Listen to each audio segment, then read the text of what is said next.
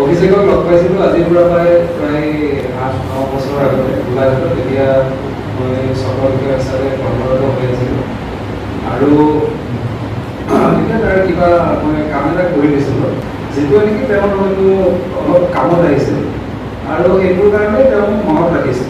আৰু বহুদিনৰ পিছতে মই গম পাইছিলোঁ যে মই সেই কামটো কৰি দিয়াৰ কাৰণে তেওঁ মানে মোৰ ওচৰত কৃতজ্ঞ হৈ আছে।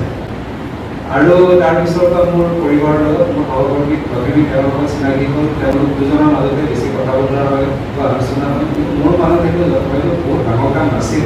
কিন্তু তথাপি সেই কামটোৰ কাৰণে যে আজি ইমান বছৰৰ পিছতো তেওঁ মনত ৰাখিছিলে, তাৰ কাৰণে ধন্যবাদ।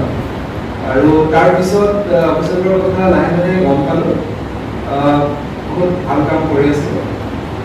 নেশ্যনেল ৰাইজিঙৰ ওপৰত যথেষ্ট কাম কৰিছিলে, তাৰ কাৰণে স্বীকৃতিও পাইছে।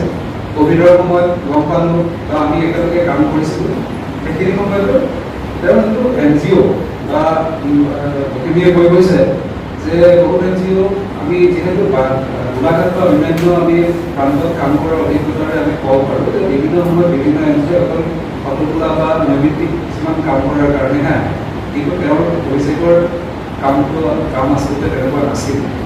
আৰু এতিয়া তাৰপিছত হঠাতে যেতিয়া তেওঁ এবাৰ ক'লে যে মই বিলেটৰ ওপৰত কাম কৰিব বিচাৰোঁ, এদিন দুদিন এবছৰ দুবছৰ ইয়াৰ ফলটো নাপাম, কিন্তু লাহে লাহে আমি মনত সোমোৱাব লাগিব, সজাগতা আমি আনিব লাগিব মানুহৰ ওচৰত। আৰু এই চেঞ্জটো হয়তো আমি সমাজেও গ্ৰহণ কৰিব লাগিব।